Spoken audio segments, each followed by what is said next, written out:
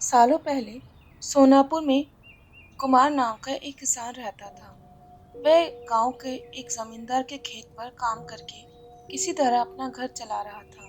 पहले कुमार के भी खेत थे, लेकिन उसके पिता के बीमार होने के कारण उसे अपने सारे खेत बेचने पड़े। मजदूरी से मिलने वाले पैसों से पिता का इलाज कराना और घर का खर्च चलाना मुश्किल हो रहा था। वो हर दिन सोचता कि कैसे घर की स्थिति को बेहतर किया जाए। आज भी इसी सोच के साथ कुमार सुबह-सुबह जमींदार के खेत पर काम करने के लिए निकला। खुदाई करते समय उसकी कुल्हाड़ी किसी धातु से टकराई और तेज आवाज हुई। कुमार के मन में हुआ कि आखिर ऐसा क्या है यहाँ। उसने तुरंत उस हिस्से को खोदा तो वहाँ एक बड़ा सा घड़ा निकला। घड़ा देखकर कुमार दुखी हो गया। कुमार के मन में हुआ कि ये जेवरात होते तो मेरे घर की हालत थोड़ी सुधर जाती। फिर कुमार ने सोचा कि चलो अब खाना खा लेता हूँ। कुमार ने खाना खाने के लिए अपने हाथ की कुल्हाड़ी उस घड़े में फेंक दी और हाथ मुंह धोकर खाना खाने लगा।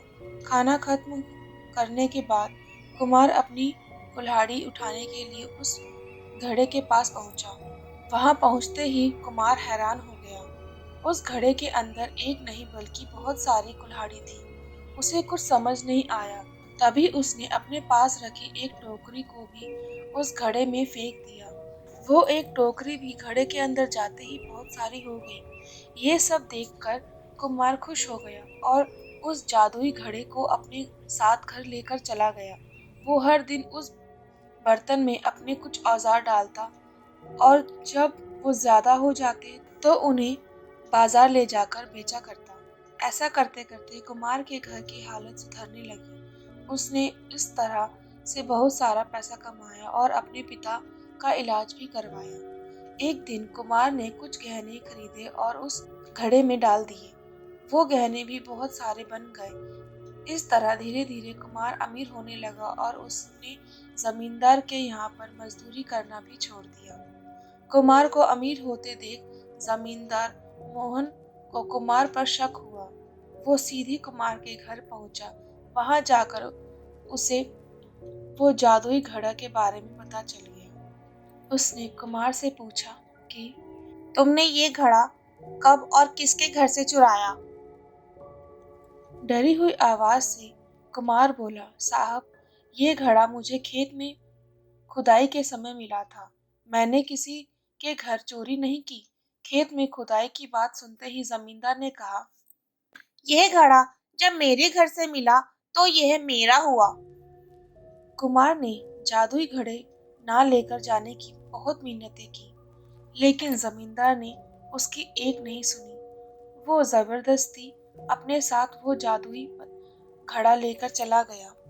जमींदार ने भी कुमार की तरह ही उसमें सामान डालकर उन्हें बढ़ाना शुरू किया। एक दिन जमींदार ने अपने घर में मौजूद सारे गहने एक एक करके उस घड़े में डाल दिए और रातों रात बहुत अमीर हो गए। एकदम से जमींदार के अमीर होने की खबर सोनापुर के राजा तक पहुंच गई। पता लगाने पर राजा को भी उस जादुई घड़े के बारे में पता चला।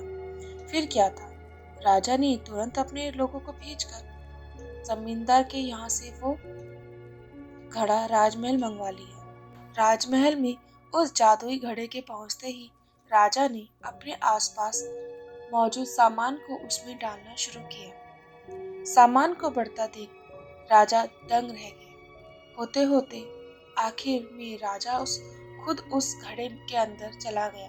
देखते ही देखते उस घड़े से बहुत सारे राजा निकल आए। घड़े से निकले हर राजा बोलता, मैं सोनापुर का असली राजा हूँ।